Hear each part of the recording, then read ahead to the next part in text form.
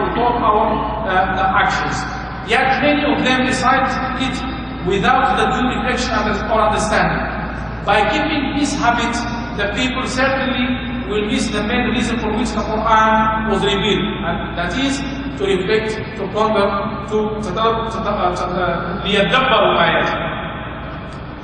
Okay? Revealed to apply its rules, adhere to its commandments, and refrain from its prohibitions. And this cannot be attained through recitation alone, as we said. Reflection has to be present as well. The scholars and students of knowledge have in many occasions elaborated on the means that can help person to reflect on the Quran and by enlisting many important points. From the wealth of such efforts, I can mention the following means, which inshallah, by applying them, will help us inshallah to day by day increase our reflection, increase our tadabbur to the book of Allah subhanahu wa ta'ala. The first point, first and foremost, is to bear in mind that Allah subhanahu wa ta'ala, the exalted, the omnipotent, omnipresent, the Lord of the worlds and the Lord of the entire universe, is addressing you, addressing me, addressing him, addressing her. Okay? So Allah subhanahu wa ta'ala is speaking to us through this Quran. So it is like we are receiving an order from a superior, and this is not an ordinary superior. It is Allah subhanahu wa ta'ala, the Lord of the universe, Rabbul Alameen, Rabbul Arsh al-Azim, Malik Yawmiddin. So we have to bear in mind this in order to reflect upon the Quran and to take, as we said, the matter seriously. If you receive a letter from your boss, from your director in a company, if you receive a letter from a king, from a president, from a prime minister, oh, it will be this, oh, I have received this, and you will take it seriously, and you will keep it in a safe file, and you will, especially if it has good things about you, or good things for you. So what about? This is from Allah subhanahu wa ta'ala, who created you, and who knows best what is good for you in this life and in the hereafter. So we have to bear in mind, when reciting the Quran, that Allah subhanahu wa ta'ala is addressing us. So that's why we have, if we keep this in mind, we will be able to judge ourselves. Are we keeping in a good track?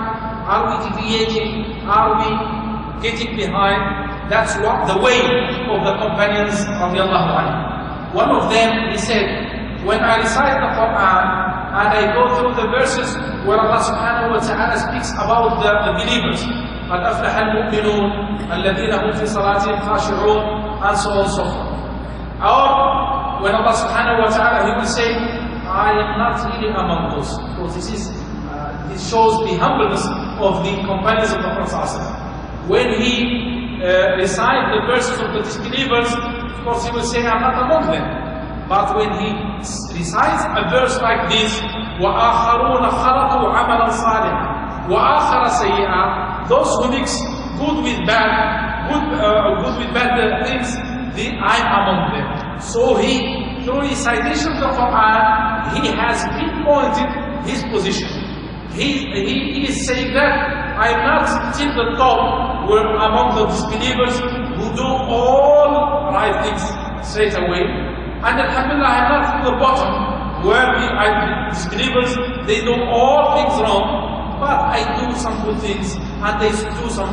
This will give you the incentive to always correct, to always seek for the best in Allah subhanahu wa ta'ala.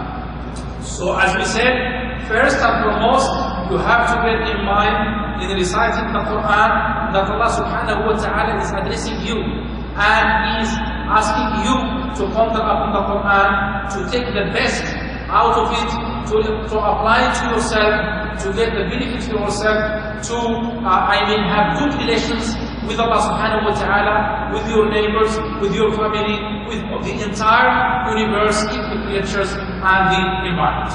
So this is number one. Number two is preserving the adab of the tilawah. When we recite the Quran, the scholars they have came about few things that we need to take care of, like the purification, to make wudu, and then kitab la yamassuhu illa al-mutahharun, to be purified, to be in always in good manner. If you do have an appointment at a work to be interviewed for work, so of course you will put perfume, you will put good clothes, and so on and so forth. And now you are going to decide to receive the words of Allah subhanahu wa ta'ala. To decide them, then you have to be in a good and clean position. So purification, as we said, like purification, isti'adha and basmala. We say a'udhu billahi minash shaitanir rajim, bismillahir rahmanir rahim. Okay, and appropriate place. If you go to the market and you recite the Quran, you will be able to ponder, you will be able even to. So you need to have a good, calm place where you can reflect and recite and you concentrate on the Quran. And also, if you do have some problems inside the family, at your work, so solve them first and then come to the Quran. So your heart is wholly concentrating on the recitation of the Quran, as the scholars have said. So appropriate place, time, and state of mind. Above all, we have to be sincere. Sincerity is very important. Ikhlasu al-amal lillahi azza wa jalla has to be kept all along, and the reward of the recitations has to be present as well. While you are reciting the Quran, you will know that inshallah your iman will increase, your reward will increase. الذين إذا تليت عليهم آياته زادتهم إيمانا وعلى ربهم يتوكلون. Those whom when they receive or they listen to the verses of Allah subhanahu wa ta'ala, the ayat of Allah subhanahu wa ta'ala, their iman will increase. Why? Because this is the basic understanding of the iman. The iman yazidu bil ta'a, as the Salaf they said, increase with the good deeds and decreases with the ma'asi, with the sins. So if we would like to increase our iman, we have always to be close to the Quran, to the way of the Prophet sallallahu alayhi wa sallam. So the first, as we said, Allah subhanahu wa ta'ala is addressing you, addressing me, addressing him, addressing her, addressing the entire ummah through his book of Quran of Allah subhanahu wa ta'ala. Second, we have, as we said, to preserve the adab of the tilawah. Third, reciting the Quran attentively while thinking of what one is reading with good tilawah. Good tilawah will help you as well, as we said. So we have to, when we're reciting the Quran, we have to read calmly, slowly.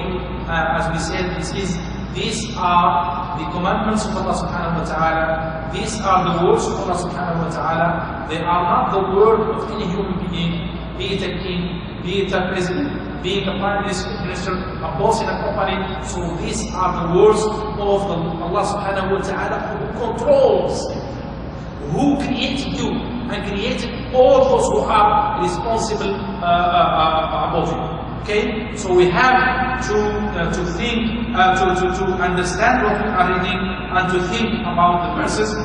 Thus, trying our utmost to recite close to the way of the Prophet sallallahu alaihi wasallam, as reported by Ibn Qayyim al-Jawziyah in his book Zad al-Ma'ad fi Hadi Khair al-Ibad. The Prophet sallallahu alaihi wasallam used to recite the Quran verse by verse. Alhamdulillah Rabbil Alameen Ar-Rahmani Ar-Rahim. So you ponder and you understand, Alhamdulillah, what does it mean? What does it imply? What does it imply?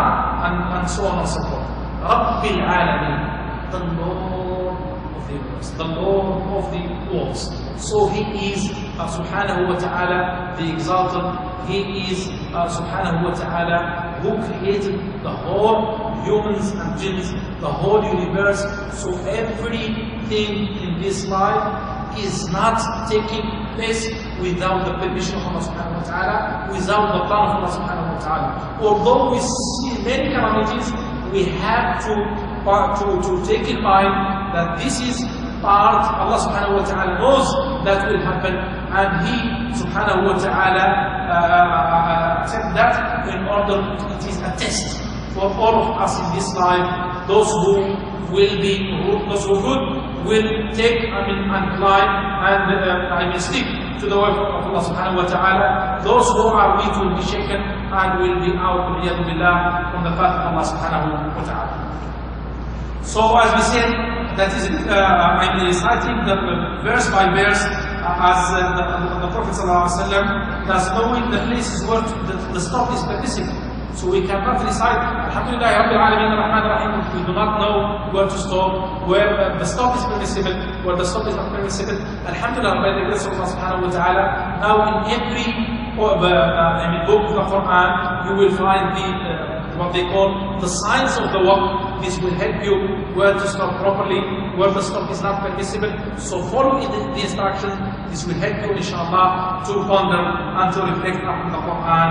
So the knowing of the places where to stop, the stop is permissible and when it is not. Therefore, the attention of the recitation is not the end of the surah or the portion that one used to recite every day.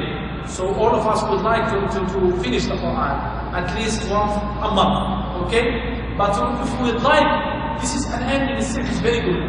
But we have to bear in mind that the recitation, to get the most out of recitation, is to reflect, is to ponder, is to understand. Okay? So if we mix the two together, inshallah we will get benefit in this life and in the hereafter, because there are some hadiths from the Prophet ﷺ, وَكَمْ تَالٍ لِلْقُرْآنِ وَالْقُرْآنُ يَلْعَنُ. And how many of those, the meaning of which, how many of those who are reciting the Quran is cursing them? And how many of those who are praying and they will get only 1/3, 1/4 of their prayer? So the matter is seriously, brothers. If we are deciding for designating a time and we say we would like to understand the Quran, we would like to recite the Quran, and we are not keeping it our full intention, that it means we have lost this time. Okay? We did not benefit from it in worldly things, and we are not getting the benefit from it in the hereafter. So we have to make mujahid. We have to struggle with ourselves, because there are so many, the situation is not that easy, brothers. As Allah subhanahu wa ta'ala said in the Quran,